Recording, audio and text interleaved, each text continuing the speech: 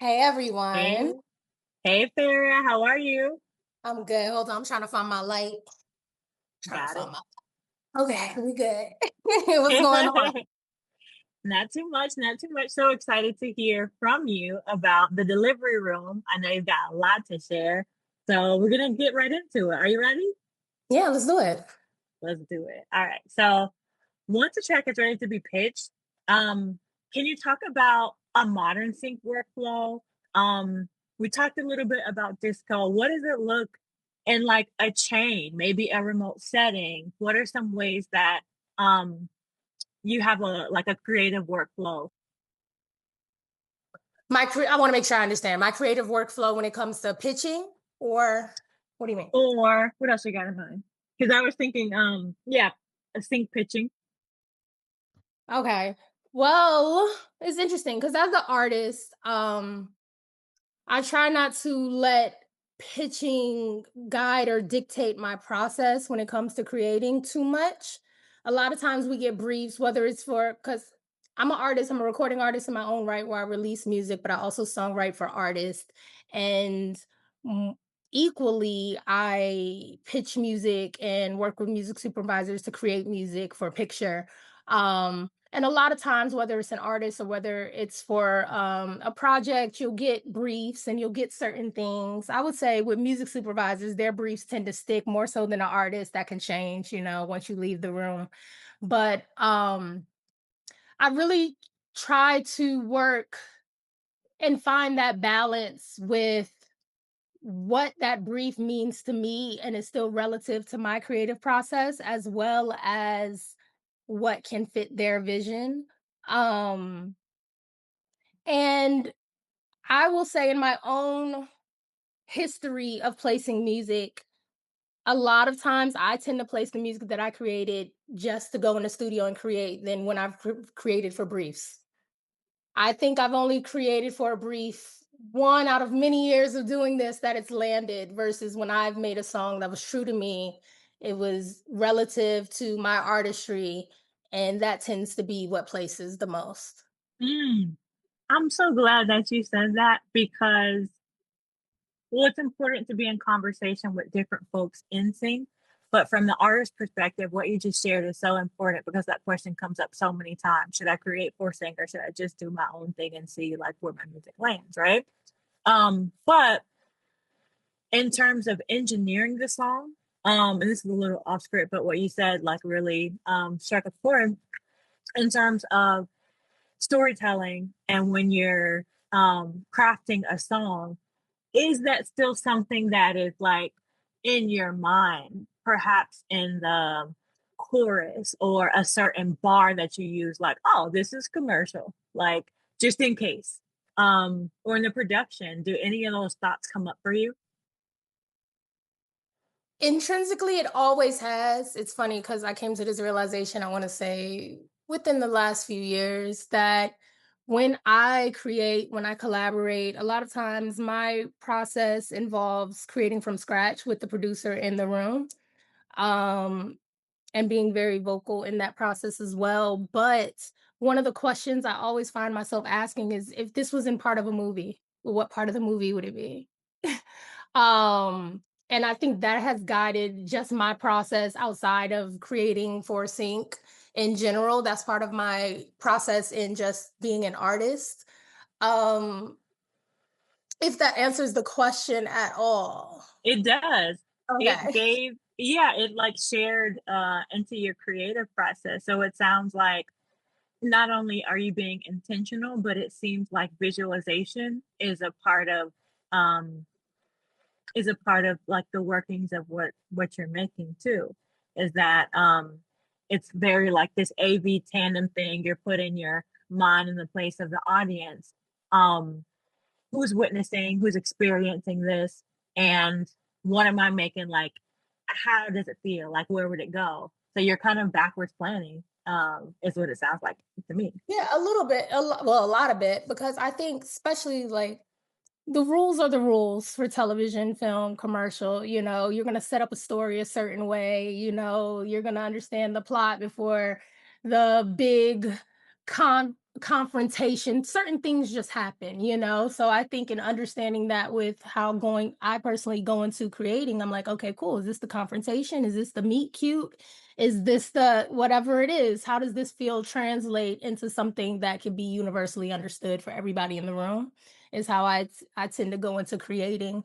And I think a lot of times when working with supervisors or agents to kind of understand a brief for a project, what I tend to take away the most, is kind of like what I love is getting a description of what the scene is, because then that translates to, you know, how I work in my process already. Yeah. I love that. So, yeah, as a point to like not reiterate certain things, I it's really fun to get into the creative with you. So for the audience, it's like think of those story arcs like that is homework. So look into those plot points that are inevitable in telling a universal story.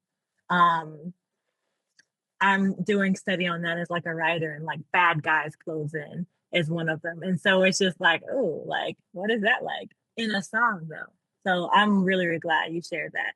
So in terms of um getting back into systems like disco and the delivery room, um, can you talk a little bit about alt mixes, stems that may have been requested, maybe something that was even trailerized, and like why it's important to be very granular when it comes to sessions. Oh, yes, 100%. I try to walk away from every session with as many of the assets as possible, even if they're not final. Um, and it's extremely important. And I learned this the hard way over years and years of pitching and working and missing deadlines early in my career because they needed everything immediately or they wanted it to be one shop or what have you. But yeah, it's important because I might have this song that we hear is this, you know, 3-minute MP3 with vocals and all the instruments, but the way they hear it to meet their picture, my vocals might not come in until 2 minutes later. Or, you know, so kind of just being able to give them all the assets and criteria that they need to help my art fit within their worlds. And I think that's important. And as somebody that is a high, not so functioning ADHD, um artist, I like to touch things and touch it once or else I'm lost, and disco has really helped me be able to have everything in one place and not just be stuck in a chain of 20 emails saying, hey, updated master,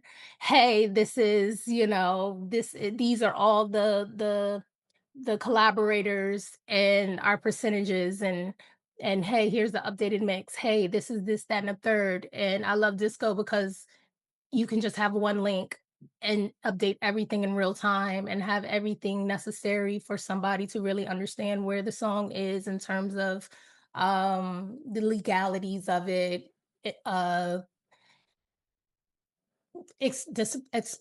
displaying contributors, displaying the mood, the instrumentation, the BPM, all the metadata, everything can live in one place. And I just love not having to get lost in the email chain. That's real. You mentioned a lot about how it's used and what's stored there. Do you keep like other admin there, like maybe your splits? Is that a part of like your disco? How do you organize yourself, especially like we talked about creating this catalog, right? About working in volume. Make sure to mute if yeah. Okay. But we talked about creating in bulk, right? So how do you stay organized doing so? Like maybe a part of disco. I want to make sure I understand. How do I stay organized within disco or in addition to? In addition to, Oh, a team. A team beating me over the head. Um, but disco has definitely been a huge tool within staying organized, as well as just making sure that I'm leaving the studio with all the assets day of, or, you know, making sure I'm getting the bounces, making sure I'm taking my hard drive to the sessions and saying, hey, just place the, you know, the session on the hard drive, shared notes with anybody in the room. split sheets, split sheets before there's a placement, split sheet before there's a project, before, there's a commitment to the song, staying organized there and just making sure the communication stays open with everybody and what what the final vision of the record is. Yeah, for sure. We talked a little bit about lyrics earlier. Would you say that in session, someone from the team or collaborators also like typing up lyrics in real time to have them ready by sessions in? Yeah, I've done it different ways. Like one person will kind of write everything there, or we'll be doing a shared Google Doc or a shared note. Or sometimes people just want the Google Doc with just their contributions on it. It's different ways I've done it. But generally we walk away with the same asset, and I think that's important. Yeah, for sure. Did y'all hear that? So like in the explanation, there were all these different ways to get those lyrics in. Um, incredible. Yeah, okay. Before we go into the Q&A, do you have any other, wow, I wish someone would have told me this when I first started, or this is a roadblock that I had that I wish, that because I'm here today, I can tell you that you don't have to encounter that you want to impart on the group? 100%. I wish I read this book, Think and Sync by Amanda Krieg Thomas, earlier in my career, because for a long time I was just pitching, sending songs to music supervisors, which I will say, out of dealing in this industry for a long time with many different people at different in different roles, from A&Rs to executives to managers to whoever, music supervisors are the most likely to get back to you because they never know where their next record is going to come from, their next placement. And they don't really, a lot of times, they don't care about the accolades. You can be indie starting out, but if you have the project or the song they need for their project, they're open to hearing it. But there is a way to reach them and articulate how your song fits their projects. And I think it's important to kind of know what projects they've been working on. And the book Think and Sync was really helpful in helping me articulate why what my music was to somebody who's never heard it before they get a chance to hear it. I could come in and I could say like, "Hey, this is SZA meet Haley Williams." At BPMs tend to range between 120 to 148, and this is perfect for this kind of thing. And I saw your film that you did on this project, and I think it fits within, the projects I see you're working on. Like being able to talk to them in a way that helps them understand how you could fit what they're working on before they need to go and, click. Um, I think that's important as well. And I've seen a whole bunch of things music supervisors say. I think it was Gabe Hilfer, I want to say. I could be wrong. But there was this music supervisor that said he can look at the WAV file and know if it was a fit for his project. And I thought that was very interesting as well. Um, and yeah, I thought that was pretty cool. Yeah, those are just things. One thing that got me placements early on was I would go to the movie theater and I would wait to see the credits, and I would see who the music supervisor was, and then I would reach out because now I have a relative point of reference to be able to say like, "Hey, I saw this project. I think I fit, the types of projects you're working on." And that got me a placement with, I want to say, with Paul Stewart, as well as Prentice Penny, who did Insecure as well. He put me in his movie. Some of my music in the movie he went on to do after Insecure. So just being a fan and then reaching out to the people that you really think, would be a fit to work with. That is so sharp. We love a good strategy, and it seems like very intentional and researched and nuanced. You're not just, like you said, pitching blindly. You're coming in with information. You're have comps of yourself and like music that you're similar to, and metadata. The abbreviation for that is RIYL. If you use it, recommend it if you like. So yeah, that is stellar. And I hope that everyone was getting a hold of those books and references, um, ways to share lyrics, all those things. You truly dropped some gems. So Like our previous sessions, folks in the audience may have questions. And so we want to make sure that we have space for that. And so using the hand raise function or a hand in your window, as long as I can see it, we can take 2 to 3 questions before we move I don't on. bite, I promise. Right? I'm like, maybe you just gave it all. You just get, oh, Blake's back. Blake's back with a question. Blake, Okay, go I for it. I didn't know how long I was gonna be on that train, but I'm back now. So I know that there's a world where songwriters, singers, vocalists, kind of keep a camp of producers and musicians to help them, build the songs, not only for their, songs that they will come out with anyway, but just to be prepared for briefs and things of that nature. And I know you try not to create around briefs, but I know there's some part of your brain that's like a brief is gonna come sooner or later. Um, what's your advice for just because I'm a producer myself, what's your advice for people reaching out and just making that connection and just kind of being a part of the creation kitchen and getting closer to sync opportunities in that way as well? It's so interesting because that's one of the things where I almost wanna say I don't know, I don't want this to be limited, but it's almost like location matters because I know these camps are in person in certain cities. Um, but being able to be a contender for those camps, I definitely say it comes down to either the artist being a fan and wanting to pull you in those rooms, or somebody who's creating the camp. Like, for example, I know Issa Rae's music supervision company, Radio, does a lot of camps, for her projects and the projects she takes on. So maybe it's, getting on the radar of somebody who's an executive or behind the scenes at those companies and just sharing what you have and showing the willingness to be in those rooms. But I definitely say it's just ha- the artist is quick to pull people in those rooms. And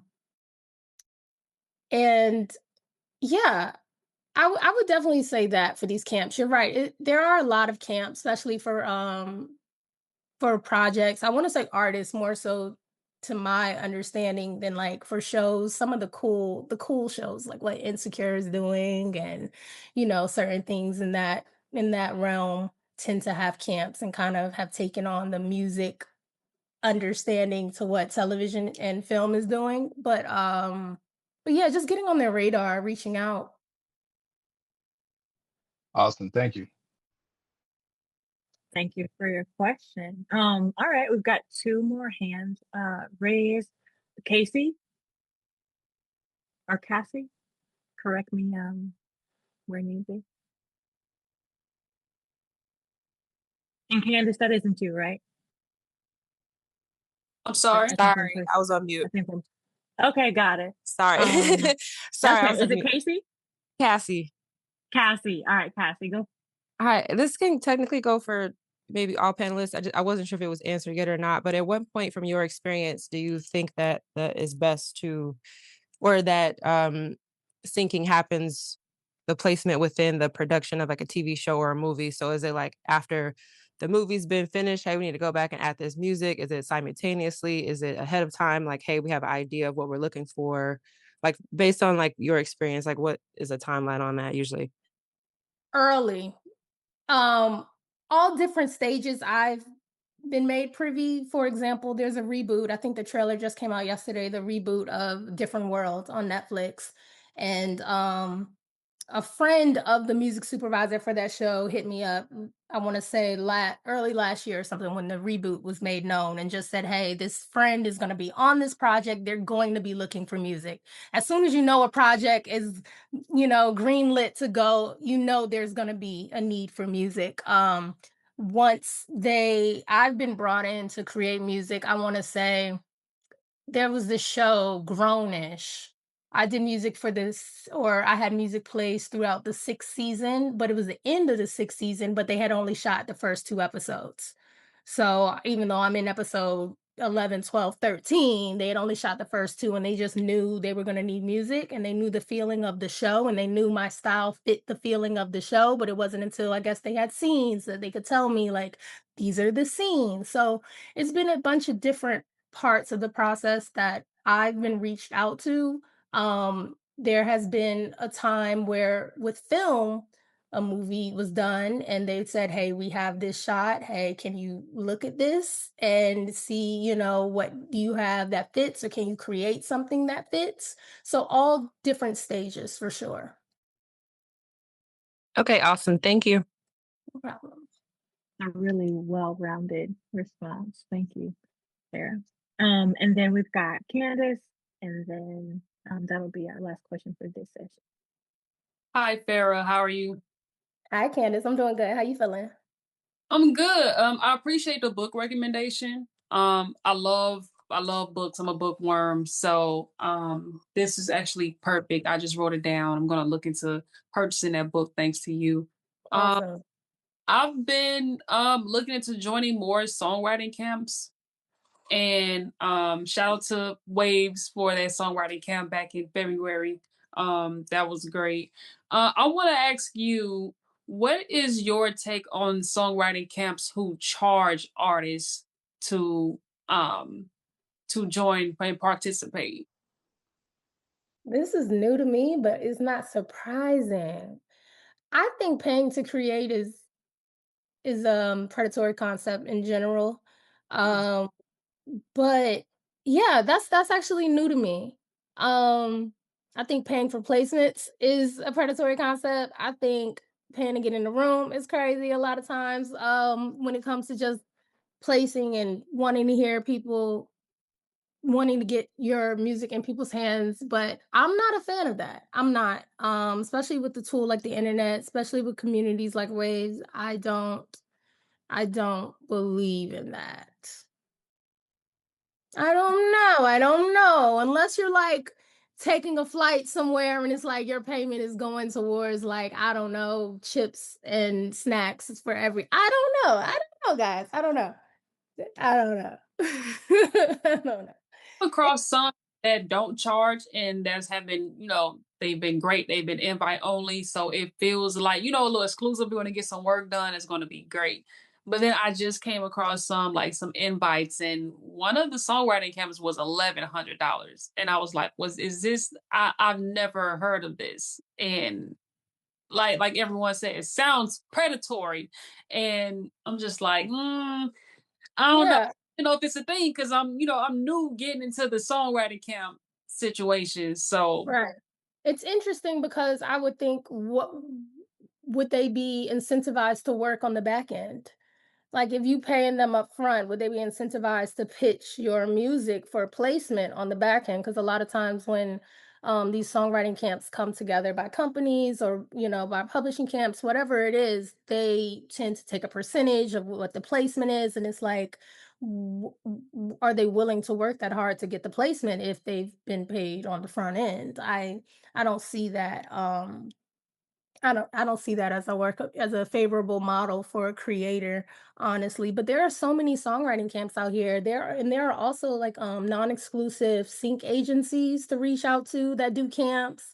There are independent publishing companies that will do camps where you don't even have to be signed to them. You could sign the song if it places to them, which is more favorable. But there are a bunch of different ways to do camps and get in these communities to collaborate for pitch or for other artists without having to pay a mystery man. thank you for the confirmation. No problem. See, see, this is what this is for. What a spectrum.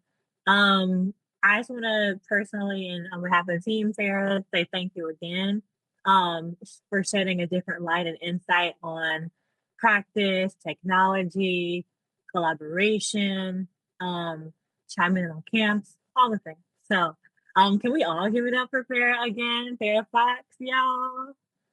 No That was problem. Thank you guys amazing. for having me. And shout out to Dave. He wrote for Beyonce. That's my hero. Yeah. Thank you so much. Bye, y'all. Bye bye. All right.